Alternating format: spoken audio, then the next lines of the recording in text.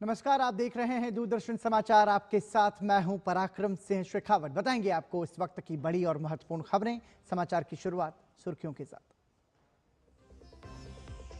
प्रधानमंत्री नरेंद्र मोदी ने सीतामढ़ी में चुनावी जनसभा को किया संबोधित। कहा, बिहार को कट्टा सरकार के बजाय चाहिए एनडीए सरकार।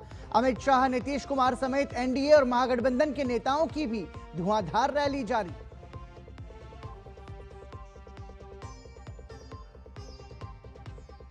प्रधानमंत्री नरेंद्र मोदी ने वाराणसी में 4 नई वंदे भारत ट्रेन को दिखाई हरी झंडी।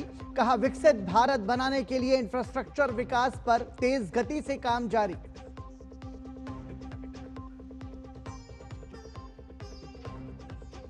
राष्ट्रपति द्रौपदी मुर्मू आज से अंगोला और बोत्सवाना की यात्रा पर। द्विपक्षीय संबंधों को मिलेगी और मजबूती। किसी भी भारतीय राष्ट्रपति का इन दोनों अफ्रीकी देशों में पहला दौरा। जम्मू कश्मीर के कुपवाड़ा में घुसपैठ की कोशिश नाकाम। सुरक्षा बलों से मुठभेड़ में 2 आतंकवादी ढेर। सर्च ऑपरेशन जारी।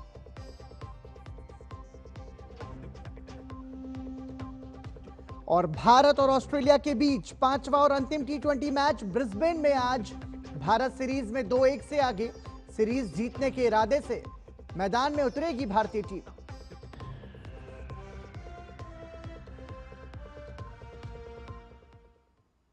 और सुर्खियों के बाद खबरों पर नजर विस्तार से। प्रधानमंत्री नरेंद्र मोदी ने बिहार के सीतामढ़ी में एनडीए की विशाल जनसभा को संबोधित किया। प्रधानमंत्री ने बिहार की डबल इंजन सरकार में हुए विकास कार्यों का जिक्र किया। प्रधानमंत्री ने जंगल राज और परिवारवाद को लेकर विपक्षी महागठबंधन पर जोरदार प्रहार किया। प्रधानमंत्री मोदी ने कहा कि माहौल देखकर लग रहा है कि बिहार को कट्टा सरकार के बजाय एनडीए सरकार चाहिए। आज सीतामढ़ी में जो माहौल देख रहे हैं, दिल को छूने वाला है, दिल को छूने वाला है। और ये माहौल भी यही कह रहा है, ये माहौल भी इस बात का संदेश दे रहा है, ये माहौल भी उस संकल्प का परिचय करा रहा है, नहीं चाहिए कट्टा सरकार, नहीं चाहिए कट्टा सरकार। फिर एक बार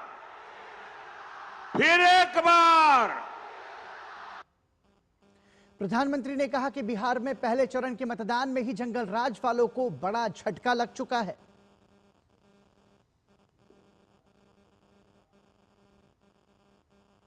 आरजेडी के मंचों पर मासूम बच्चों से कहलवाया जा रहा है। क्या कहलवाया जा रहा है? वो बच्चे कह रहे हैं उन्हें रंगदार बनना है, रंगदार बनना है।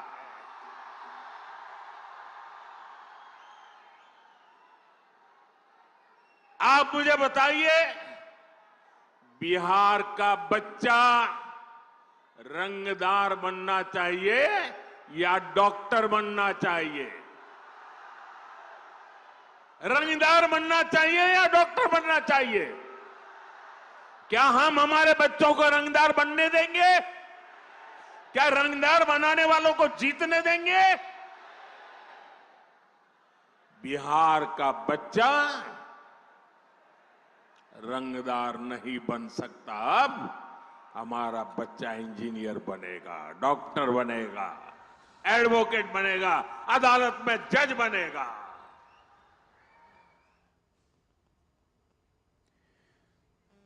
यहां रुक रहे हैं एक छोटे से ब्रेक के लिए। आप देखते रहिए डीडी न्यूज। पता है, लोग अक्सर मुझसे पूछते हैं कॉल सेंटर का स्टेडी जॉब क्यों छोड़ा? I wanted more out of life. बस मैंने अपना स्टार्टअप शुरू किया। जानना चाहोगे कैसे? Then start up your own business as an LIC agent. यहाँ सब कुछ है, great products, zero investment, leading organization and unlimited opportunities. तो क्या आप तैयार हैं? LIC एजेंट बनो, अब बड़ा सोचो। हमारी वेबसाइट पर जाएं या अपनी नजदीकी LIC शाखा से संपर्क करें। मेरी पसंद, मेरी पसंद, मेरी पसंद, मेरी पसंद, हमारी पसंद। हम सबकी पसंद। मजबूत देश का मजबूत सरिया हो गया स्टील। ब्रेक के बाद एक बार फिर आपका स्वागत। आप देख रहे हैं समाचार। प्रधानमंत्री नरेंद्र मोदी आज सुबह वाराणसी के दौरे पर थे। इस दौरान प्रधानमंत्री नरेंद्र मोदी ने रोड शो किया, जिसमें प्रधानमंत्री मोदी का भव्य स्वागत हुआ।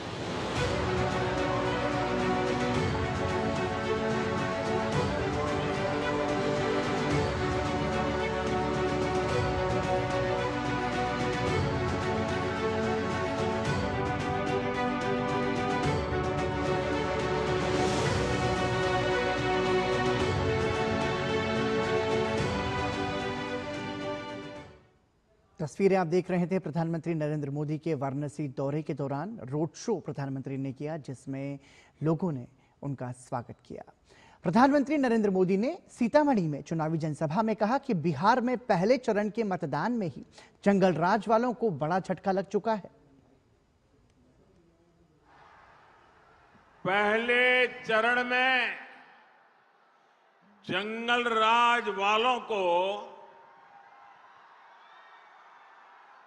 65 वोल्ट का झटका लगा है।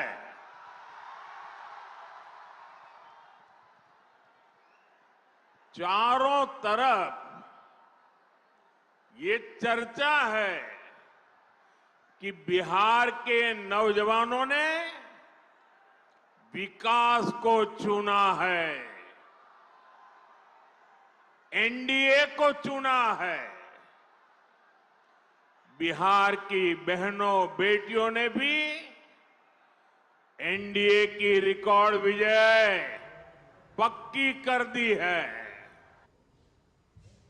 बिहार में मत्स्य पालन क्षेत्र में हुई प्रगति का जिक्र करते हुए प्रधानमंत्री ने कहा कि आज बिहार दूसरे राज्यों को मछली भेज रहा है। प्रधानमंत्री ने नाम लिए बिना राहुल गांधी पर भी कटाक्ष किया। एक समय था जब बिहार दूसरे राज्यों से मछली मंगाता था, लेकिन एनडीए सरकार की नीतियों का असर है कि बिहार अब दूसरे राज्यों को मछली भेजने लगा है।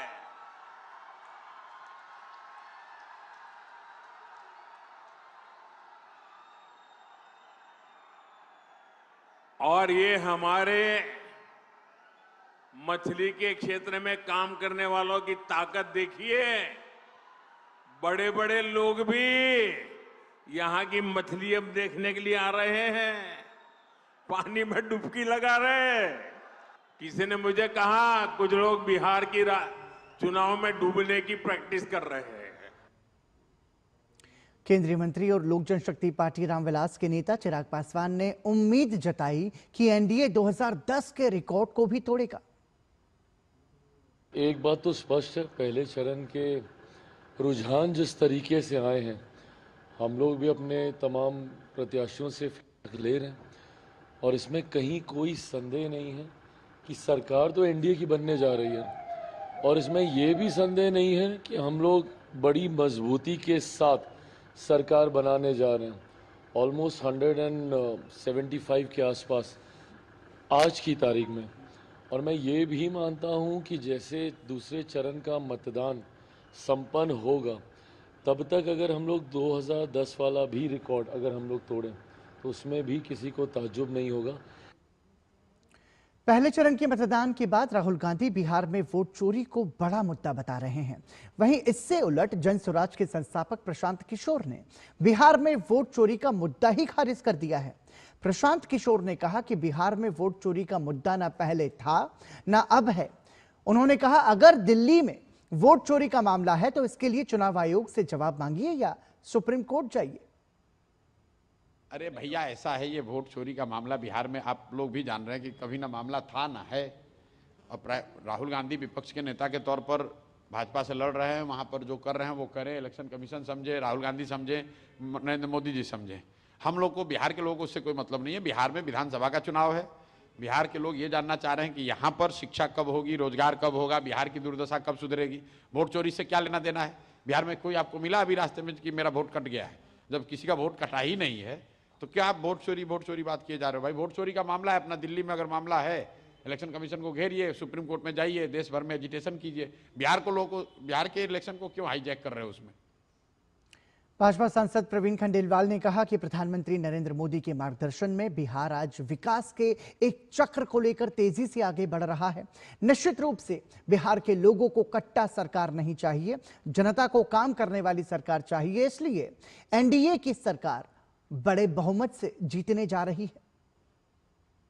जब लालू यादव की सरकार थी या राबड़ी देवी की सरकार थी या और अन्य सरकारें थी, वह किस तरीके से अपहरण की इंडस्ट्री चलती थी और तमंचे पर सारा प्रशासन चलता था।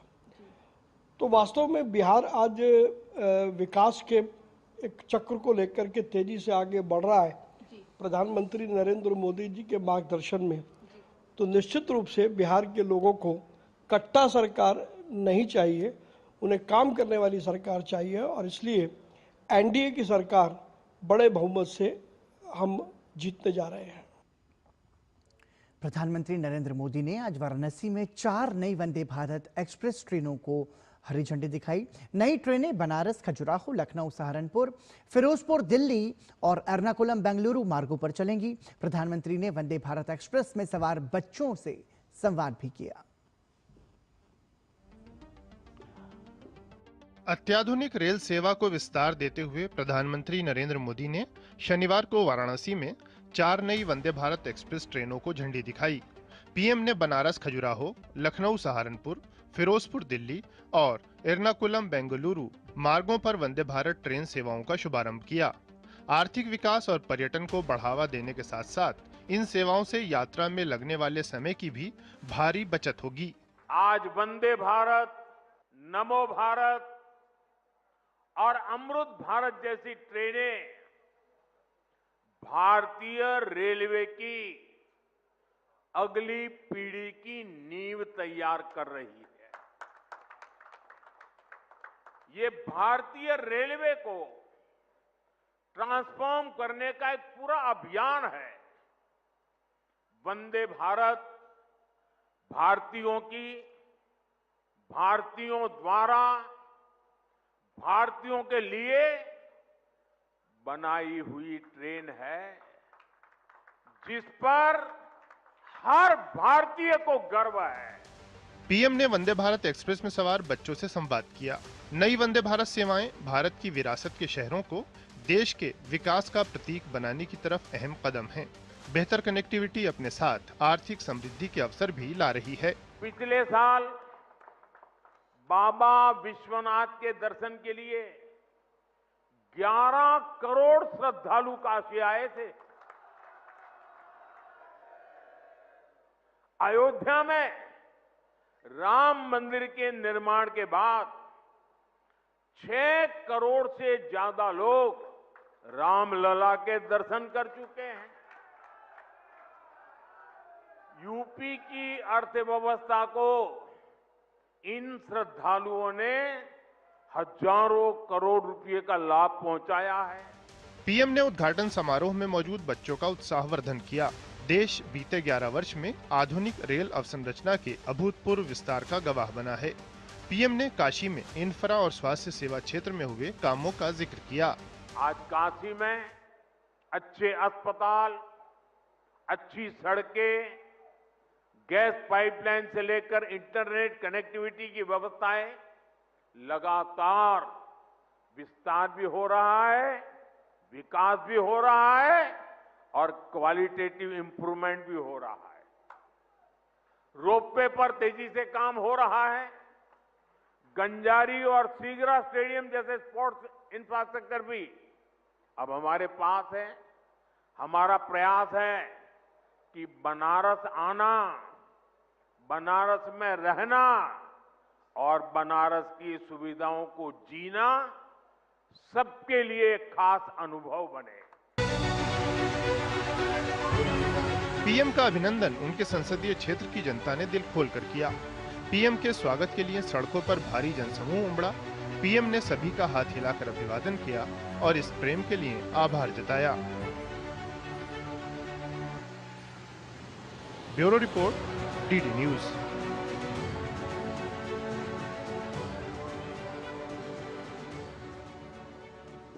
प्रधानमंत्री ने आज बनारस स्टेशन से वंदे भारत ट्रेन को हरी झंडी दिखाकर खजुराहो के लिए रवाना किया।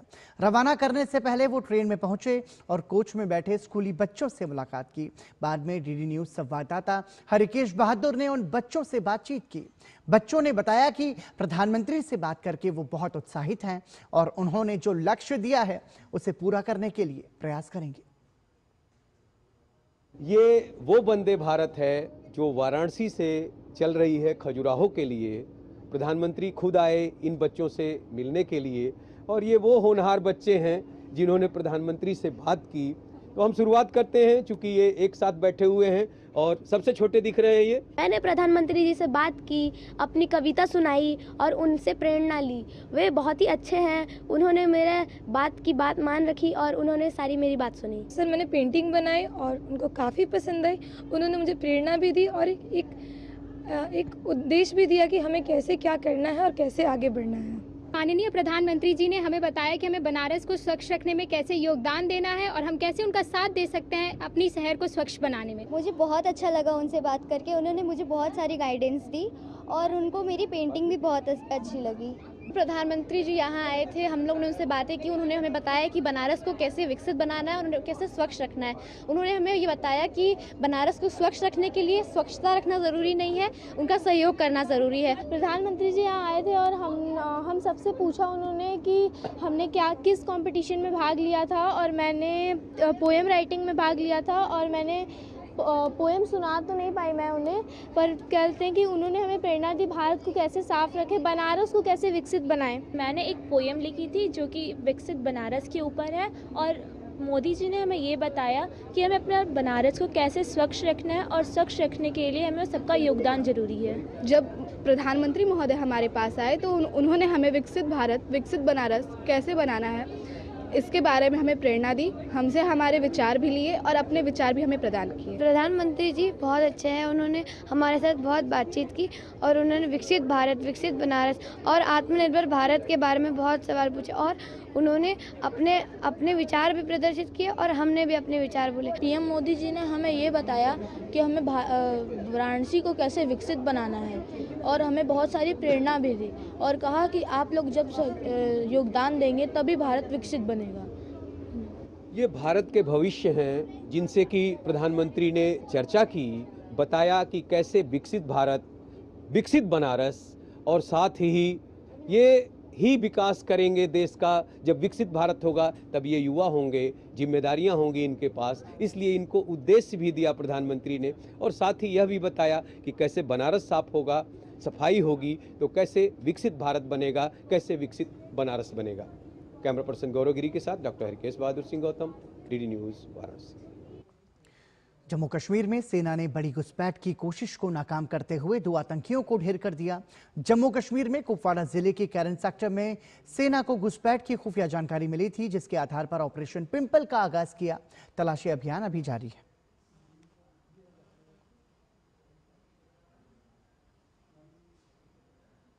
प्रधानमंत्री नरेंद्र मोदी रविवार को उत्तराखंड के 1 दिवसीय दौरे पर रहेंगे। प्रधानमंत्री मोदी उत्तराखंड की स्थापना के 25 साल पूरे होने के मौके पर रजत जयंती समारोह में मुख्य अतिथि के रूप में भाग लेंगे। इस दौरे की तैयारियों को लेकर हमारे सहयोगी उर्मिलेश भट्ट ने उत्तराखंड के मुख्यमंत्री पुष्कर सिंह धामी से खास बातचीत की। 9 नवंबर 2000 को उत्तराखंड राज्य की स्थापना हुई है। ये राज्य सिर्फ कल्पना नहीं थी, एक सपना नहीं था, बल्कि लोगों की उम्मीदें और आशाएं थी। हमारे साथ खास बात करने के लिए उत्तराखंड के मुख्यमंत्री पुष्कर सिंह धामी हैं। सर, 9 नवंबर 2025 को 25 साल पूरे होने जा रहे हैं, क्या कुछ खास कार्यक्रम है इसमें? 25 साल राज्य स्थापना के पूरे हो रहे हैं, और ये रजत उत्सव पूरे देश के अंदर हो रहा है, और सबसे बड़ी हम सब लोगों के लिए खुशी की बात है, प्रसन्नता की बात है कि प्रधानमंत्री श्री नरेंद्र मोदी जी हमारे इस राज्य के स्थापना दिवस के अवसर पर आ रहे हैं, 25 साल पूरे होने के अवसर पर आ रहे हैं, और उनका देवभूमि उत्तराखंड से बहुत लगाव है। देवभूमि उत्तराखंड के लोग भी उन्हें अपने परिवार का सदस्य मानते हैं। माताएं बहनें अपने बेटे भाई की तरह से मानती हैं। हर एक नौजवान, हर एक व्यक्ति यहाँ का उनको परिवार का सदस्य मानता है, और उनके प्रधानमंत्री बनने के बाद राज्य तेज गति से आगे बढ़ा है। 2 लाख करोड़ से भी ज़्यादा की योजनाएं यहाँ धरातल पर गतिमान हैं। अटल जी के प्रधानमंत्री रहते हुए राज्य बना, और मोदी जी ने उसको आगे बढ़ाया। ये राज्य हमारा, यहाँ के उत्तराखंड के आंदोलनकारियों, बलिदानियों और यहाँ की जनता मातृशक्ति के संघर्षों के परिणाम राज्य की स्थापना हुई।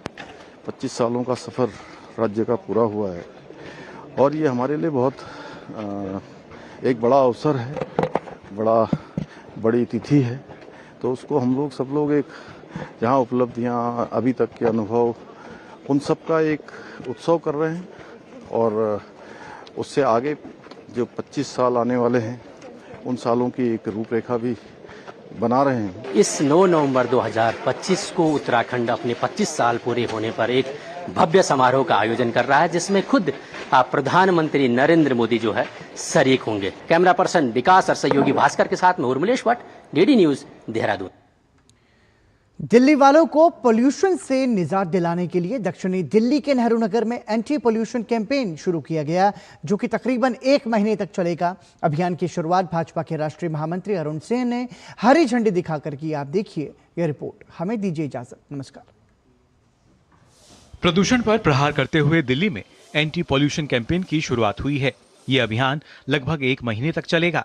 कैंपेन की शुरुआत बीजेपी के राष्ट्रीय महामंत्री अरुण सिंह ने बीजेपी सांसद रामवीर सिंह बिधूड़ी और आचार्य प्रमोद कृष्णम और निगम पार्षद राजपाल सिंह के साथ की। राजधानी दिल्ली में बढ़ते हुए प्रदूषण से दिल्ली वालों को निजात दिलाने के लिए दिल्ली में एंटी पॉल्यूशन कैंपेन शुरू किया गया है और मेरी मौजूदगी इस समय डीएवी कॉलेज के बाहर है, जहां पर यहां के निगम पार्षद राजपाल के द्वारा इस अभियान को शुरू किया गया है। और इस तरीके के अभियान मसलन दिल्ली के अलग अलग वार्डों में अलग अलग निगमों में आपको देखने के लिए मिलेंगे और इसकी तैयारियां पूरी तरीके से कर ली गई हैं। इस मौके पर अरुण सिंह ने कहा कि बीजेपी सरकार दिल्ली में प्रदूषण को खत्म करने के लिए प्रयासरत है।